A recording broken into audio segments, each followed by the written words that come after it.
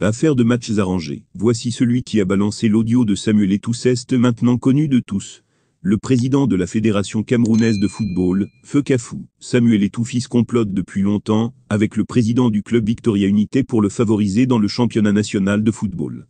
C'est lui-même qui l'a dit au téléphone. Dans une conversation privée, qui est finalement devenue publique, l'on entend les deux dirigeants sportifs préparer une rencontre qui leur permettrait de décider du sort de certains acteurs du football qui devenaient gênants pour leur plan, dont le plus important est de faire passer le club susmentionné en première division. Samuel Eto'o l'a promis à Valentine Coin, l'aider lui et son club à s'imposer sur le plan national, quitte à acheter les arbitres, à influenceurs sur le résultat des autres matchs, à tirer les ficelles dans l'ombre de sorte que tout se passe comme prévu. Maintenant que l'audio a fuité, on pouvait s'attendre que certaines personnes curieuses cherchent à savoir qui est derrière cette trahison vis-à-vis de Samuel Eto'o et de Valentine Coin. Après l'audio dont l'authenticité a été reconnue par Bernard Choutan et Branco Sergi hier sur le plateau d'Equinox TV, Bro en t-shirt jaune est discrètement monté à Yaoundé pour gérer le pourquoi et le comment. Il a enregistré son Bro, écrit le lanceur d'alerte Chanson. Ce dernier enchaîne. Sauf que Bro détient encore 11 autres audios, plus graves que celui-là, où il parle des joueurs à suspendre, à convoquer, à radier des équipes nationales des Lions indomptables du Cameroun. Notre bien commun. Je crois que si nous étions seulement au niveau de l'orteil de la fédération allemande, après le scandale des audios sur les matchs truqués, les arbitres radiés pour n'avoir pas truqué les matchs, l'Allemand en question aurait remis sa démission dans l'heure qui suivait. Mais bon, entre ce que l'on dit et la réalité, il y a un xbé.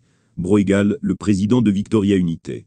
Bro égale vos popos doit monter, c'est notre fédération. Conclut-il. Selon Chancelion, c'est Valentine Coin qui a enregistré le coup de fil passé avec le patron de la FECAFOOT Samuel Eto'o. Il détient encore d'autres fichiers plus compromettants que celui qui a été divulgué.